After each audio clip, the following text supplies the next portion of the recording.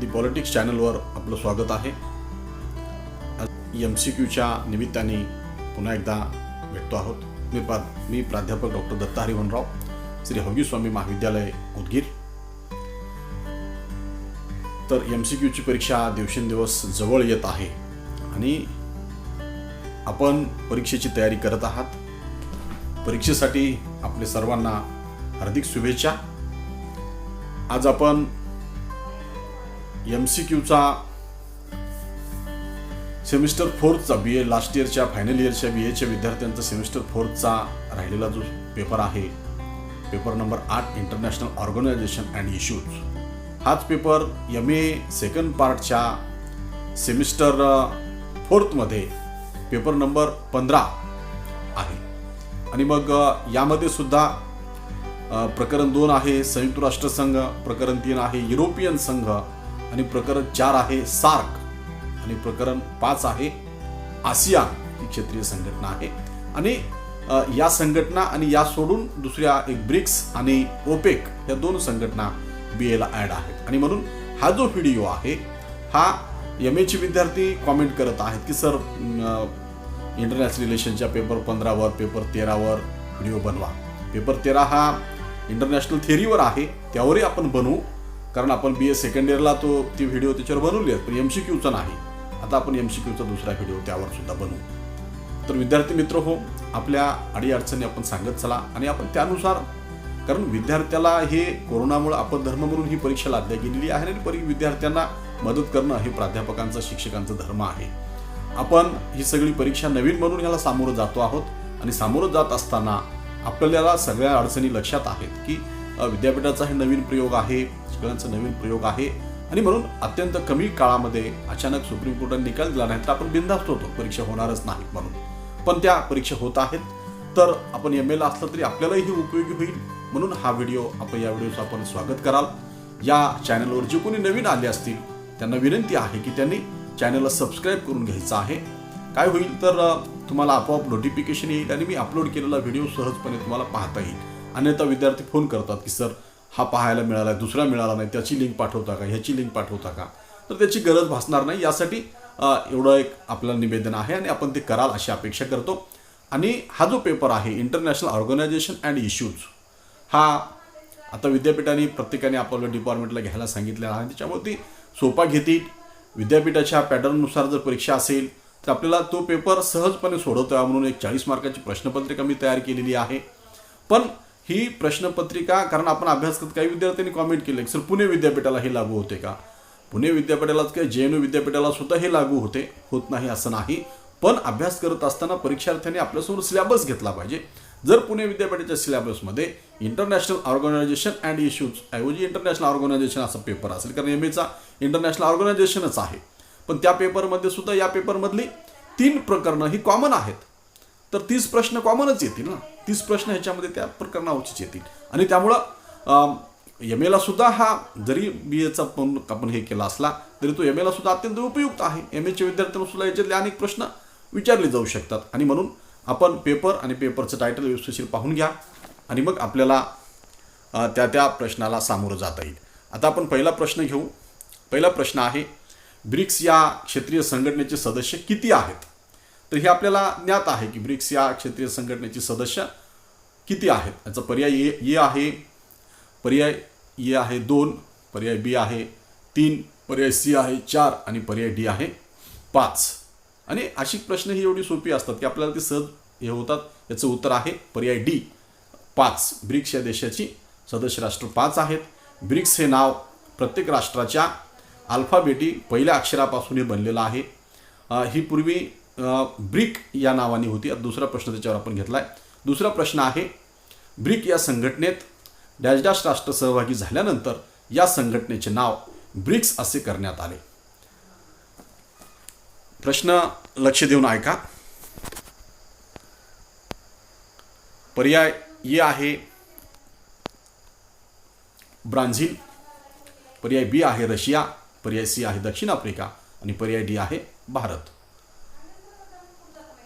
तर ब्रिक्स या संघटनेत दक्षिण आफ्रिका या राष्ट्र सहभागी झाल्यानंतर या संघटनेचं नाव ब्रिक्स करण्यात आलेला आहे आणि म्हणून या प्रश्नाचं उत्तर आहे पर्याय क्रमांक सी, दक्षिण आफ्रिका. त्यानंतरचा प्रश्न पहा. प्रश्न क्रमांक 3. डॅश डॅश यांनी ब्रिक्स ही संज्ञा सर्वप्रथम वापरली होती. पर्याय ए आहे जिम ओनिल, बी आहे क्षी जिनपिंग, पर्याय सी आहे गोल्डमन सॅक्स आणि पर्याय डी आहे हेरॉल्ड. आणि या प्रश्नाचं उत्तर आहे पर्याय क्रमांक ए जिम ओनिल. त्याच्यानंतर प्रश्न क्रमांक 14 आहे. ब्रिक्स देशाची लोकसंख्या जगाच्या एकूण लोकसंख्येच्या किती टक्के आहे? पर्याय ए आहे 25%, पर्याय बी आहे 43%, पर्याय सी आहे 75% आणि पर्याय डी आहे 30%. आणि या प्रश्नाचं उत्तर आहे पर्याय बी 43%. ब्रिक्स देशाची लोकसंख्या जगाच्या एकूण लोकसंख्येच्या 43% आहे. आलं लक्षात. यानंतरचा प्रश्न आहे प्रश्न क्रमांक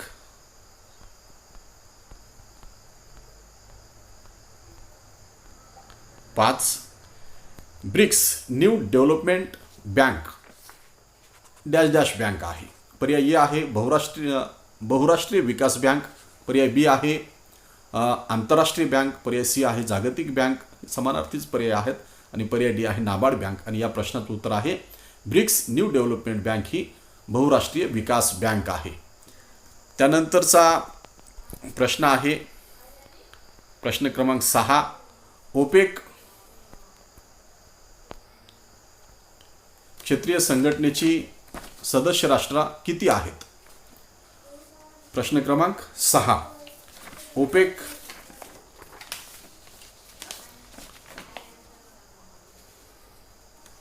पर्याय ए आहे 12, पर्याय बी आहे 13, पर्याय सी आहे 14 आणि पर्याय डी आहे 15. ओपेक क्षेत्रीय संघटनेची सदस्य राष्ट्र 14 आहेत. तुम्ही ओपेक गुगलवर सर्च केलात की 14 राष्ट्राची नकाशे येतात आणि आपण ती सगळी 14 राष्ट्राची नावं सुद्धा मागच्या व्हिडिओमध्ये टाकलेली आहेत. या पेपरवरचा दुसरा जो व्हिडिओ बनवला त्यामध्ये आपण ते पाहू शकता. ही प्रश्न त्याच्यामध्ये सुद्धा घेतलेली आहेत बहुतांशी. त्याच्यानंतरचा 7वा प्रश्न आहे. ओपेक या संघटनेचे मुख्यालय असलेले व्हिएना हे शहर डॅश डॅश देशात आहे. प्रश्न लक्षपूर्वक ऐका. प्रश्न क्रमांक 7 आहे. ओपेक या संघटनेचे मुख्यालय असलेले व्हिएना हे शहर डॅश डॅश देशात आहे. पर्याय ए आहे ऑस्ट्रिया, पर्याय बी आहे अंगोला, पर्याय सी आहे कांगो, पर्याय डी आहे इराक. ही सगळी ओपेकची सदस्य राष्ट्र आहेत. त्याच्यामुळे आपल्याला कन्फ्युजन होऊ शकते, पण हे आपण लक्षात ठेवायचं. व्हिएना हे शहर ऑस्ट्रियामध्ये आहे आणि म्हणून याचं उत्तर आहे पर्याय ए ऑस्ट्रिया. ओपेक या संघटनेचे मुख्यालय व्हिएना येथे आहे. आणि हाच प्रश्न पलटून विचारला जाईल तेव्हा काय विचारला जाईल की ओपेक या संघटनेचे मुख्यालय डॅश डॅश शहरामध्ये आहे, किंवा राष्ट्राचं नाव दिलं असेल, शहराचं नाव विचारलं तेव्हा आपल्याला व्हिएना हे लक्षात असलं पाहिजे. आणि म्हणून व्हिएना आणि ऑस्ट्रिया हे दोन्ही नावं आपल्या लक्षात असली पाहिजेत. प्रश्न क्रमांक 8 आहे. ओपेक या क्षेत्रीय संघटनेची स्थापना कधी झाली? पर्याय ए आहे 1959, पर्याय बी आहे 1960, पर्याय डी आहे सी आहे 1961 आणि पर्याय डी आहे 1962. आणि ह्याचं उत्तर आहे 1960. ओपेक या क्षेत्रीय संघटनेची स्थापना 1960ला झालेली आहे आणि म्हणून या संघटना आपण लक्षात ठेवल्या पाहिजेत. त्याच्यानंतरचा 9वा प्रश्न आहे. भारत आणि पाकिस्तान कोणत्या वर्षी अण्वस्त्रधारक राष्ट्रे झाली? पर्याय ए आहे 1998, पर्याय बी आहे 2001, पर्याय सी आहे 2002 आणि पर्याय डी आहे पर्याय सी आहे 2002 आणि पर्याय डी आहे 1974. आणि या प्रश्नाचं उत्तर आहे पर्याय ए 1998. भारत आणि पाकिस्तान कोणत्या वर्षी अण्वस्त्रधारी राष्ट्रे झाली? कधी झाली? 1998ला अटल बिहारी वाजपेयी पंतप्रधान होते. अणुचाचणी घेतली आपण, हायड्रोजन बॉम्ब पोखरणला ह्या चाचण्या घेतल्या आणि बुद्ध हसला असं आपण म्हणालो तेव्हाच्या काळामध्ये. त्याच्यानंतरचा 10वा प्रश्न आहे. दुसऱ्या महायुद्धानंतर डॅश डॅश याचा वापर युद्धात झाला नाही. विमान, पर्याय ए आहे विमान. विमानाचा वापर झाला नाही का? थोडा विचार केला की आपल्या उत्तरं सहज लक्षात येतात. हा प्रश्न तर अत्यंत सोपा प्रश्न आहे. पर्यायसुद्धा पाहण्याची गरज नसावी असा तो प्रश्न आहे. आणि म्हणून दुसऱ्या महायुद्धानंतर डॅशचा वापर युद्धात झाला नाही. पर्याय ए आहे विमान. विमानाचा वापर तर सातत्याने चालू आहे. पर्याय बी आहे अणुबॉम्ब. पर्याय सी आहे पाणबुडी. पर्याय डी आहे रडार. आणि याचं उत्तर आहे पर्याय बी अणुबॉम्ब. कारण दुसऱ्या महायुद्धामध्ये नागासाकी आणि हिरोशिमावर 6 आणि 9 ऑगस्टला अमेरिकेने जपानवर अणुबॉम्ब टाकला होता आणि जगाने युद्धाची भयावहता अनुभवली. आणि म्हणून तिसऱ्या महायुद्धाची शक्यता लक्षात घेऊन आपण शस्त्रास्त्र स्पर्धेला कंट्रोल करण्यासाठी शस्त्र नियंत्रण आणि निशस्त्रीकरणाची प्रक्रिया राबवतो आहोत. आणि म्हणून अणुबॉम्बचा वापर दुसऱ्या महायुद्धानंतर झाला नाही. यानंतरचा प्रश्न आहे प्रश्न क्रमांक 11. अण्वस्त्र प्रसारबंदी करार NPT प्रथम कोणत्या वर्षी झाला? पर्याय ए आहे 1960. पर्याय बी आहे 1970. पर्याय सी आहे 1971 आणि पर्याय डी आहे 1968. प्रश्न क्रमांक आहे 11 आणि याचं उत्तर आहे पर्याय डी 1968. प्रश्न क्रमांक 12 लक्ष द्या. संयुक्त राष्ट्र संघटनेने कोणते दशक निशस्त्रीकरण दशक म्हणून घोषित केले होते? पर्याय ए आहे 1940-50. पर्याय बी आहे 1970-80. पर्याय सी आहे 1980-90 आणि पर्याय डी आहे 1950-60 आणि याचं उत्तर आहे पर्याय बी 1970-80. 70-80चं दशक हे निशस्त्रीकरण दशक म्हणून संयुक्त राष्ट्र संघटनेने साजरं केलेलं आहे. यानंतरचा प्रश्न क्रमांक आहे 13. सर्वसमावेशक अण्वस्त्र प्रसारबंदी करार केव्हा झाला? पर्याय ए आहे 1997. पर्याय बी आहे 1999. पर्याय सी आहे 2003 आणि पर्याय डी आहे 2006 आणि याचं उत्तर आहे पर्याय ए 1997. 1997ला सर्वसमावेशक अण्वस्त्र प्रसारबंदी करार झालेला आहे. लक्षात असू द्या. त्यानंतर प्रश्न क्रमांक 14 आहे. SALT I आणि SALT II संधी कोणत्या 2 राष्ट्रात घडून आली?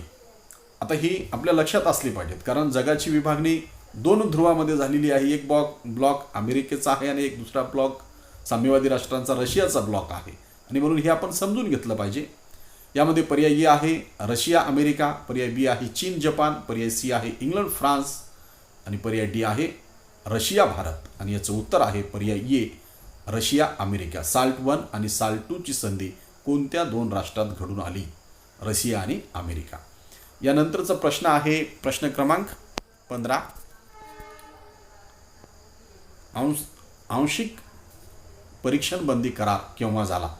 पर्याय ए आहे 1943. पर्याय बी आहे 1953. पर्याय सी आहे 1963. पर्याय डी आहे 1973 आणि याचं उत्तर आहे पर्याय सी 1963. आंशिक परीक्षण बंदी करार 1963 मध्ये झाला.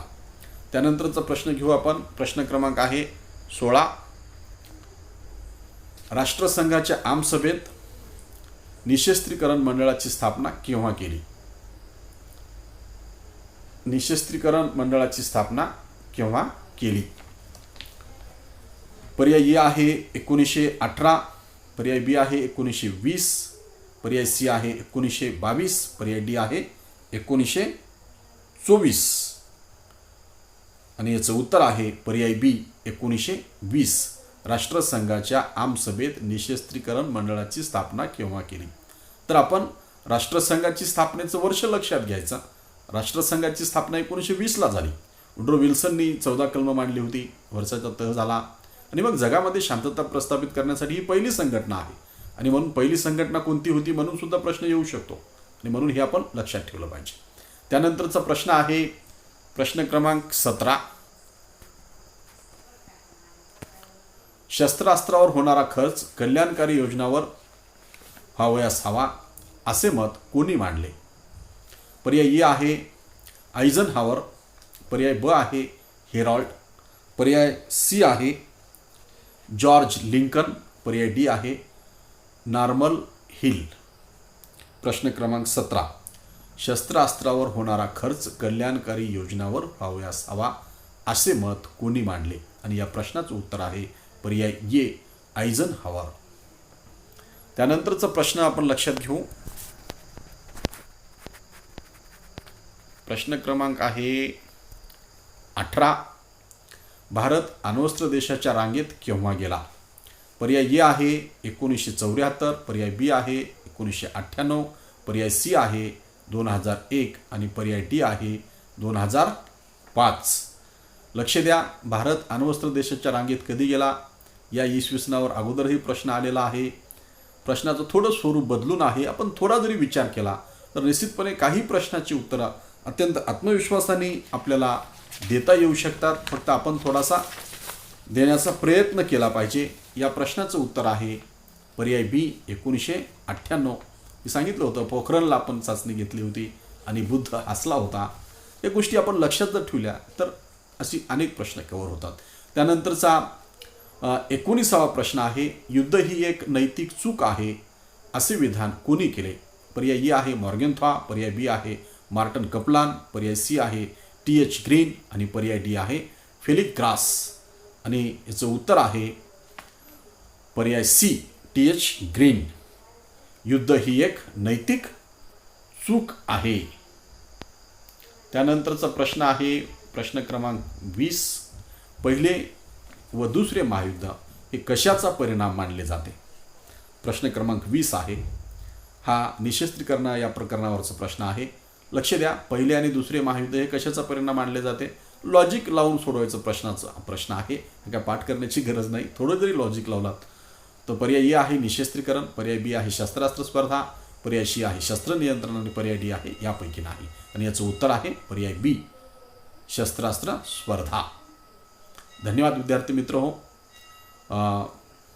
आपण 20 प्रश्न घेतलेले आहेत. राहिलेली 20 प्रश्न आपण पुढच्या व्हिडिओमध्ये घेऊ. आपण दी पॉलिटिक्स चॅनलला प्रतिसाद देत आहात. आपण आपल्या अडचणी कळवत आहात. आपल्या प्रत्येक पेपर अत्यंत सोपा जावा यासाठी आपल्या सूचनानुसार आपण हे सगळं करतो आहोत. हा सगळा कारण परीक्षा तुम्हाला द्यायची आहे आणि ती अधिक सोपी गेली पाहिजे. विद्यार्थी अधिक प्रमाणात पास झाले, अधिक चांगला रिझल्ट लागला तर महाविद्यालयाचं नाव होते, डिपार्टमेंटचं नाव होते आणि त्यासोबतच विद्यापीठात सुद्धा नाव होत असते. आणि म्हणून आपण आमचं दैवत आहात आणि आपली सगळी प्रश्नामध्ये आपल्याला सहकार्य करणं, मदत करणं आमचं काम आहे. आणि म्हणून आपल्या सगळ्या सूचनांना अधिक तत्परतेने उत्तरं देण्याचा मी प्रयत्न करत असतो. काही चुका राहिल्या असतील, काही अपूर्णता राहिली असतील तर ते आपण सुद्धा सांगू शकता. कारण आपण सगळी अभ्यासाच्या प्रक्रियेमधले सहप्रवासी आहोत. आपण या चॅनलला सबस्क्राईब करून घ्या. या चॅनलवरचे सर्व व्हिडिओ पहा. काही अडचणी असतील, काही दुरुस्ती हव्या असतील, डिस्क्रिप्शन बॉक्समध्ये ह्याची मी PDF फाईल टाकणार आहे. याची लिंक मी टाकेन, तेही तुम्ही पाहू शकता. कारण काही विद्यार्थ्यांनी सांगितलं सर PDFची लिंक टाकत चला. ठीक आहे, PDFची लिंक टाकू. कारण ही सगळी प्रश्न टाईप करून तुम्हाला दिलेली आहे. तुम्ही ही सगळी प्रश्न पाहू शकता. 21वा प्रश्नसुद्धा ह्याच्यामध्ये दिसायला आहे आणि तो प्रश्न तर सगळ्यांना पाठ असला पाहिजे. पुढच्या व्हिडिओमध्ये आपण तो प्रश्न घेऊ. पण तो प्रश्न आताही बघून घ्या. संयुक्त राष्ट्रसंघाची स्थापना केव्हा झाली ही तारीख प्रत्येकाला पाठ असली पाहिजे. 24 ऑक्टोबर 1945, 24 ऑक्टोबर 1940, 22 ऑक्टोबर 1945 आणि 20 ऑक्टोबर 1942. आणि पर्याय ए आहे 24 ऑक्टोबर 1945. ज्याचं उत्तर आहे पर्याय ए 24 ऑक्टोबर 1945. फेडरिक रूझवेल्टने व्हाईट हाऊससमोर भाषण दिलं आणि अटलांटिक नदीनंतर संपूर्ण जग स्वतंत्र झाला. धन्यवाद विद्यार्थी मित्र हो. जय हिंद, जय महाराष्ट्र. आपण नव्याने आले असाल तर पुन्हा एकदा या चॅनलला सबस्क्राईब करून घ्या आणि अधिकाधिक विद्यार्थ्यांना हे चॅनल शेअर करा. धन्यवाद विद्यार्थी. जय हिंद, जय महाराष्ट्र.